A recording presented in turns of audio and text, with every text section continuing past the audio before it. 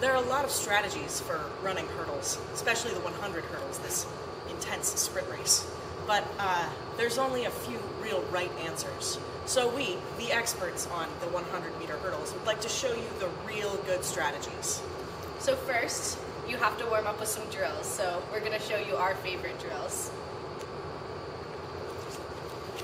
Alright, so the first one, you got to get your leg all the way up over the hurdle.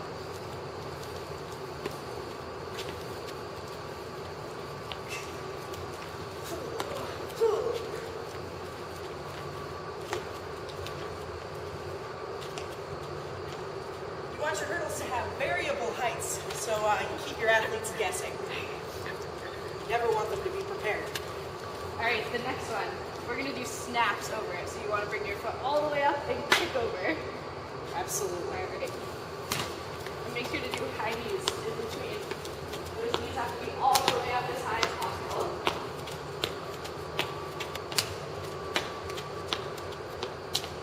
Crush it with this. And you only have to do one leg because you only lead with one leg. As long as there are an even number of you, all the legs aren't getting done, if you will.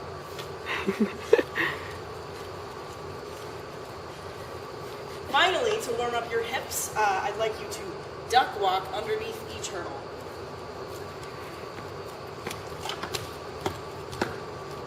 Be as much like a duck as you can, because ducks are the best at the 100-meter hurdles. You've all seen it. It's beautiful.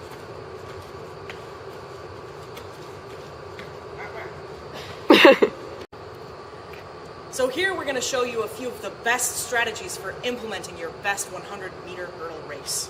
So our first strategy, you're going to weave around the hurdles. And this is a little bit more difficult in the 100 hurdles, but definitely the go-to in the 400.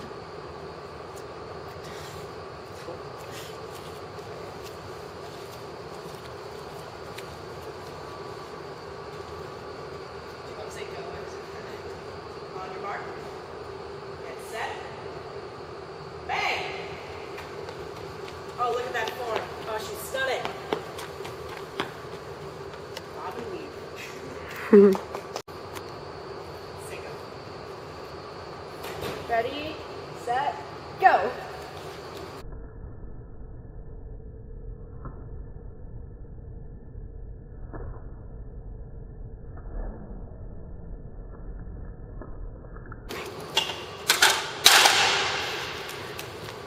Oh, that.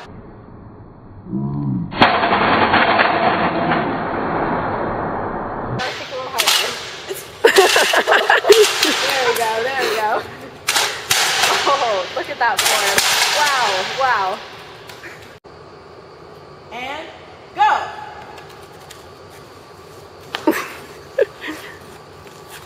Oh, look at that. She's incredible. Let me do those warm-ups. On your mark. Get set, go!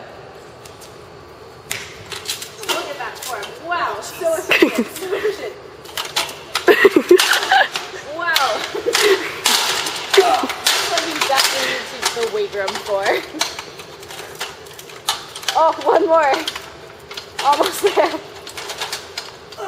Wow. Finish strong all the way through the line. All the way through the line. She's got it.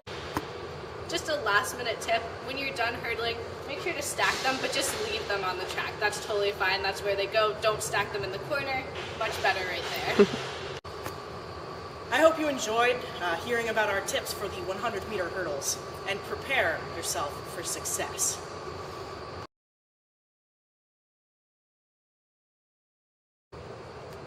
Hi, I'm Ellie. I'm Lindsay. And today we'd like to show you some of the basics of high jumping. We think, over the course of our athletic careers, we've really kind of nailed down the proper technique for high jumping. We think it'll be really helpful as we walk you through it. So we all know that Dave and Donna helped teach Colby, Jack, and Lexi, and a few others of our famous, and Amelia, and Amelia, really talented high jumpers. Well, we taught Dave and Donna. Okay, so we're going to start by just talking through kind of the three most important parts of high jump. First and foremost, it's really important to get your high jump pit and high jump area set up correctly.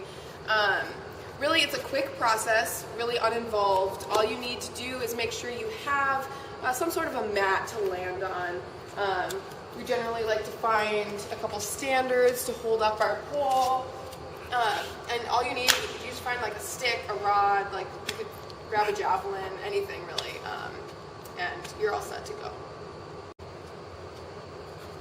Number 2 is our approach. So, according to my calculations, I've figured out that the best attempt for this is to run in a J-like fashion away from the bar, like so. And then you gotta cross the J. Okay, so now that we have kind of the approach down, there's really 2 different options for getting over the bar. The first option is something called scissor kicking. And it's really most effective when the bar is kind of like in this area above your head. But for the purpose of this video, I'm just going to show you the technique when the bar is like low and pretty close to the mat. So, get poised, you're out in the J, and then you run actually back in the same J pattern towards the bar, as so.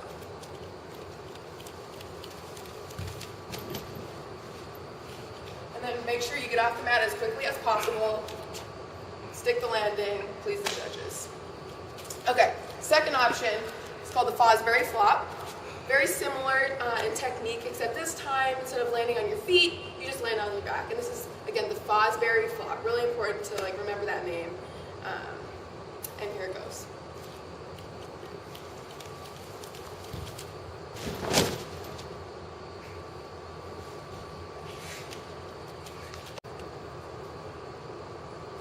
Thank you for watching. Hopefully this tutorial is helpful and we hope that you reference it later. Yeah, I think, ideally this is a strategy and a technique that will live on. I know it's been really helpful for Dave and Donna in their coaching careers. Yeah, thanks again.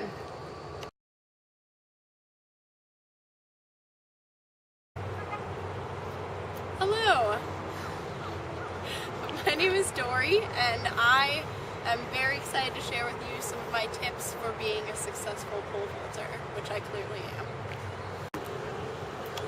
It's very important that you get familiar with your pole.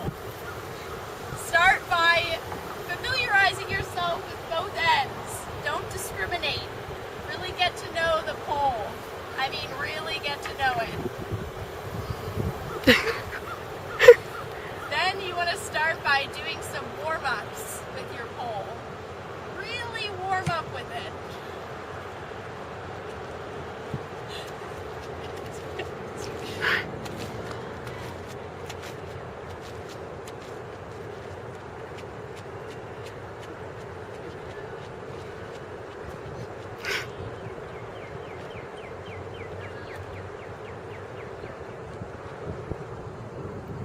It's awesome.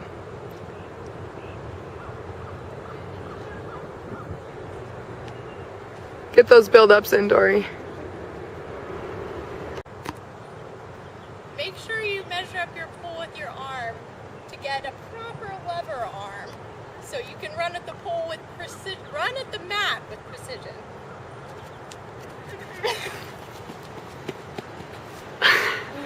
Perfect.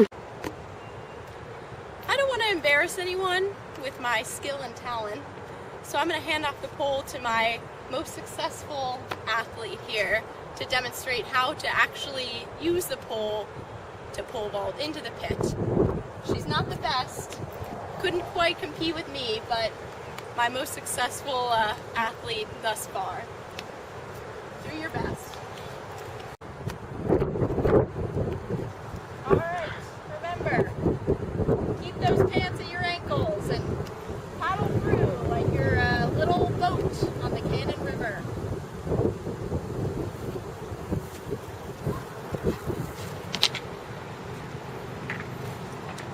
Oh, so much potential.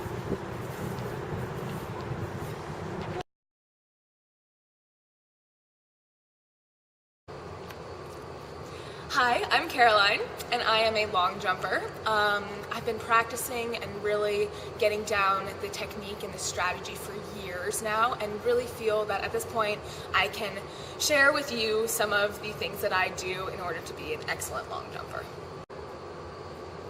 I generally like to start with some pop-ups to work on my height as I begin my warm-ups and things, so I'll demonstrate that for you now. This machine here, I often bring to the meets. You know, not every competition has them. It's a bit of a hassle, I must say, but okay, here we go. Here's some height. That was a good one! Oh man, okay. We'll do it one more time just to really get this strategy down.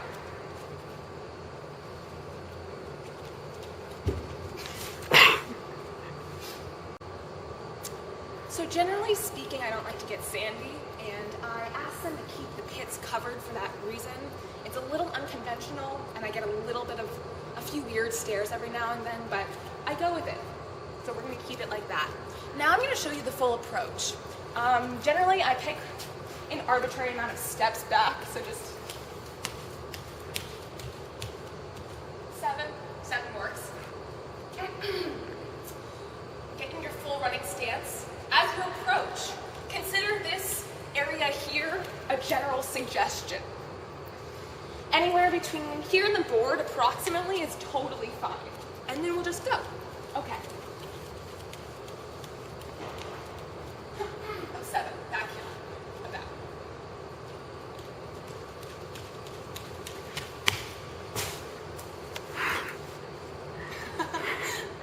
Stick the landing. You see what I did there? It was all right. It was kind of in between, and then it was about here. See, and it makes it better if you leave the covering on, because you can see exactly where you landed. I think this was a really good one. By the end, I figure a lot of the fans have gotten bored of watching the same thing over and over again, so I sometimes like to throw in a crowd pleaser as my final attempt. Here, I'll show you one now.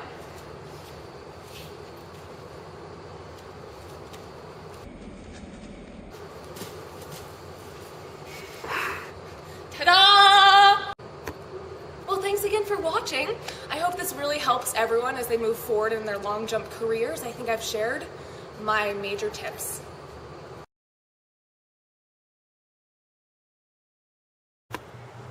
Right, the hammer throw is one of the most exciting and dangerous events in track and field. I'm sure many of you have seen the hammer before. Usually it involves a shot put looking thing on the end of a very long chain. Spin around and throw it. Now, I don't know what those people are doing, but I've got the real deal right here. The most important thing to remember in the hammer throw is that footwork is of utmost importance, and you want to be sure that you take as many small steps as possible while you're rotating. And on your release, the angle is very important. You want to make sure that you throw the hammer up and not down. And the third thing that I'm going to tell you about is the grunt. Grunt is the most important part of any throwing event, as it makes the implement go farther out of fear. I'll demonstrate these important techniques.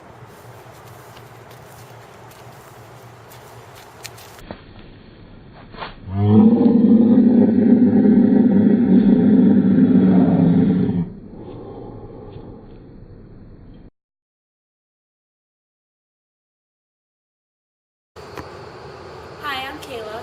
And I'm Emma. And we've been distance runners for our whole lives. Now we're upperclassmen who want to share some of our wisdom. We're especially good at the 10K. That's our calling. We just love running so far. Yeah.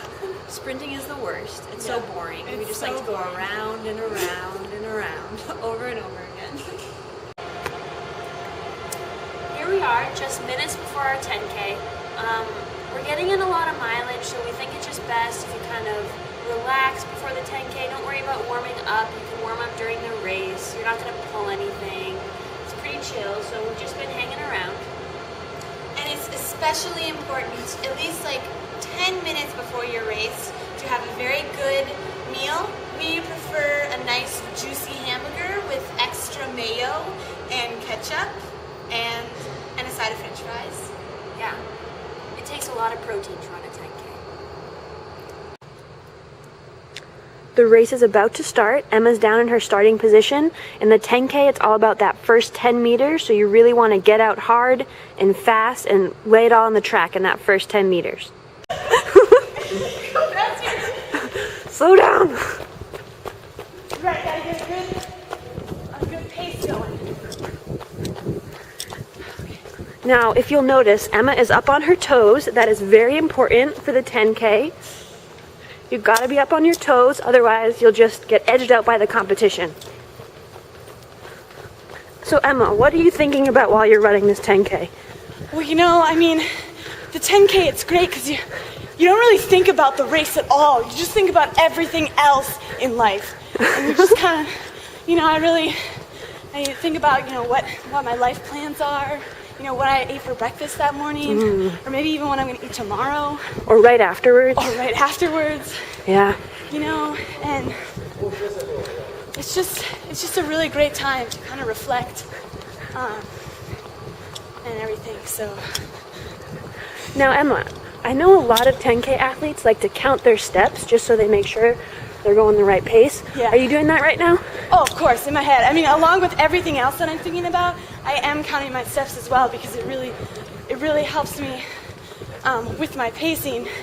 And I always check my watch after every 100 split. Yeah, just to make sure you're on pace. Yeah. Yeah. So I'm really hoping that these techniques will really, you know, help younger athletes get the best performances, you know, once we're gone. Yeah. So Emma, believe it or not, we're coming up on the final 150 of the 10K. Oh my goodness. It just went by so fast. Yeah. So what advice do you have in this final 150? So usually what I do is when I come up to the 150, it's important to just sprint as fast as you can to the finish line. So I'm gonna start. Okay. Oh man, Emma.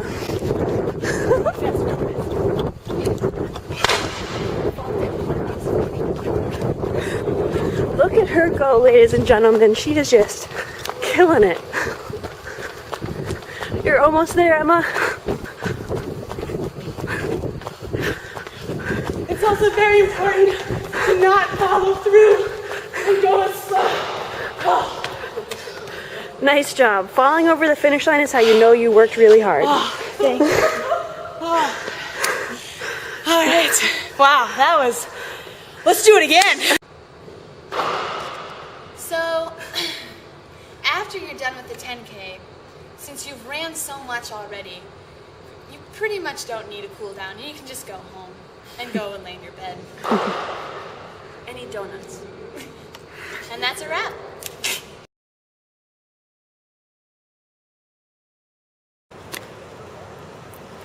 Alright, if you want a good start in the sprints, you have to have a lot of momentum coming out of the blocks. So the best way to do that is to stick your leg up behind you and then swing it through when you go.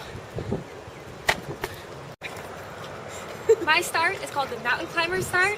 It's great because your foot starts in the air and then you're already in the natural running motion. So you start like this.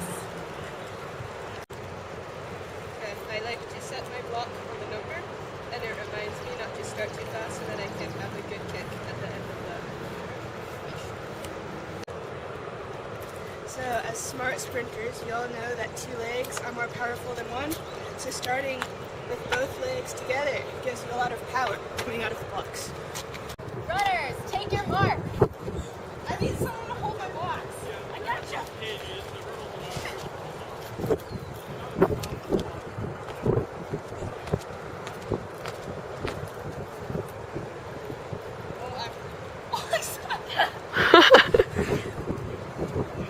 Set.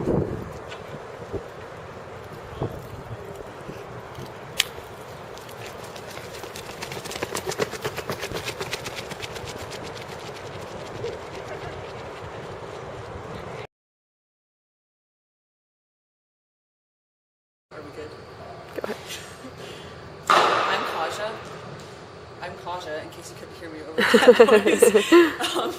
I am, as you know, Carleton's leading jav thrower, or javelinist, as I like to say. And so I thought today I would just take a moment to share a few key words of wisdom from my vast experience in the art of the javelin. So the first thing that I like to think about when approaching this noble sport is grip. And so you got to make sure you really get a good grip on the end of it. You don't want to get too close to the middle because that can kind of upset the balance a little bit. So you got to get the grip in the right place. And then also, I mean, another really important rule of it is thinking about height as opposed to distance. I mean, I don't know, if there's like happens to be a pass of flocking geese or something, you can get like extra bonus points if you hit one nice and good. Yeah. Do you want to demonstrate for us kind of how you line up your throw and kind of as you're thinking about running up to the line, what that looks like? Yeah, so the most important thing in this element is that you have to make sure that you get it between the two red diamonds. And I know the curve's a little bit of a weird thing, but it kind of helps with the centripetal force in the javelin. So it's a crucial element. So anyway, you kind of get a running start back over here on the yellow triangle. Kind of get ready, and then you kind of run like that, and then you'll go. When warming up for the javelin, it's very important to keep in mind that not only your body, but especially the javelin needs to be warm. So I often like to use my jersey, just kind of give it a good rub, get a little friction going, maybe some sparks. So it's really like fireworks in the air when you throw it. Yeah.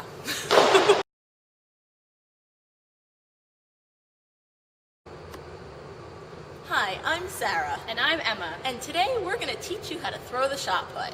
We've worked long and hard over the years, really honing our skills. So today we're going to just show you a how-to, and one day you'll maybe be as good as us. First, for warm-up, you want to play a little catch with your friends. Emma? It's really important to be barefoot so you can grip the ground with your individual toes. And the great thing about shot put is it really doesn't matter what you wear. You can wear jeans, prom dresses, anything really goes. It's wonderful. Okay, now that you're nice and warmed up, we're just going to start by showing you a couple techniques you can use to throw.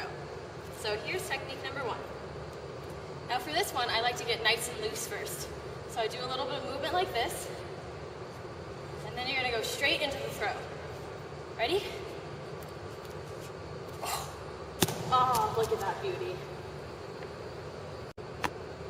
Technique number 2, you're going to perform sitting down. That way your legs won't be using any of your energy, and the energy is available for your upper body and for your mind. Really control that energy, hone it in your mind, take a deep breath, calm yourself down, and then when you're ready, you just throw. So for technique number 3, you want to get a little more movement going, a little more momentum into the throw. So just watch and learn. Oh, and before I forget, once you get to that the white thing right there, it is properly called a thing.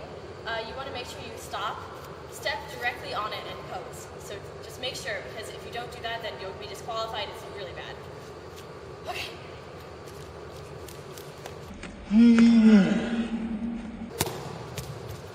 And then chase after it.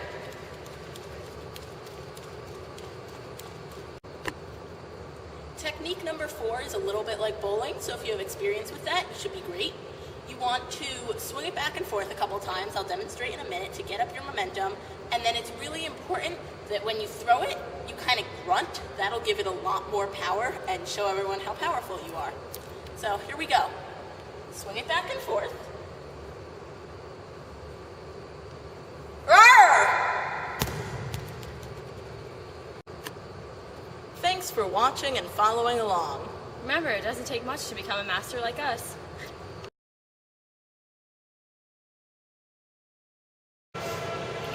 Hi, I'm Alexa, and I've been working on perfecting my triple jump. So I would like to share a few of my helpful hints for you so that you can get a triple jump as beautiful as mine. First, really, it's just a hop, skip, and a jump. It's that simple, and I can show you how I do this. Also, it's really important to have some quality speed. So clearly, you must be a sprinter to do this, like I am.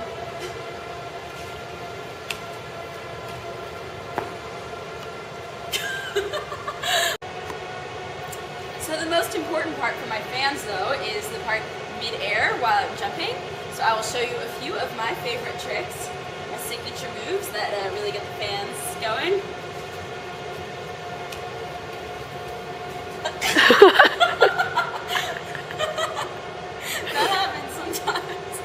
I hear sometimes you make it into the pit and sometimes you don't make it into the pit. Yeah, it depends on the day, the weather, the wind, Yeah. what I'm feeling. So can we see one more of your signatures? Sure. And do you have names for these? This one's more like a flying squirrel. Okay.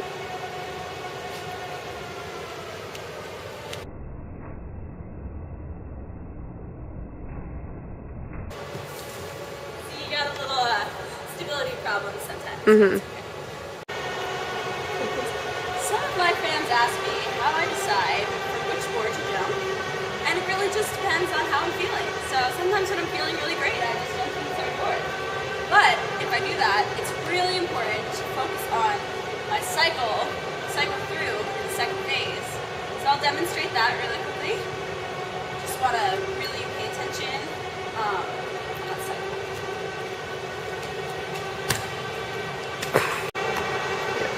I hope that you found this tutorial helpful, and I will leave you with one wise piece of advice. Don't forget to jump on it.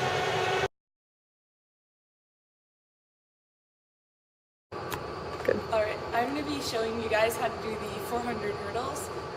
And two things to remember are that no two hurdles can be in the same lane, and also it is permissible to go under the hurdles, not only over them.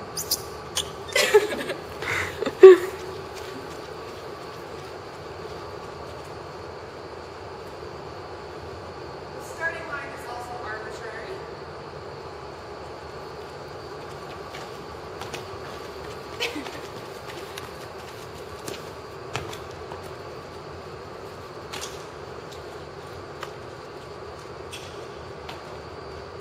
And finish through the line. Strong.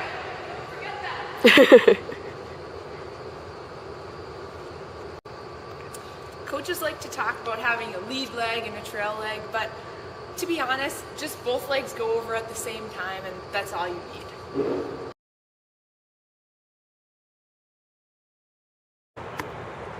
Welcome to Steeple 101. I'm here to take you through the proper attire. You see here, these floaties, you need them when we get to the water barrier, which we will talk about later. Here, this person, clearly not ready to run a steeplechase. She looks way too put together, her clothes are gonna get messed up. No, go away, go get you. This person, clearly ready to have some fun. She's got a lei, she's ready to just jump in the water and just start swimming. This girl, see this? Goggles. Your best friend when we steeple. And that is the proper steeple attire.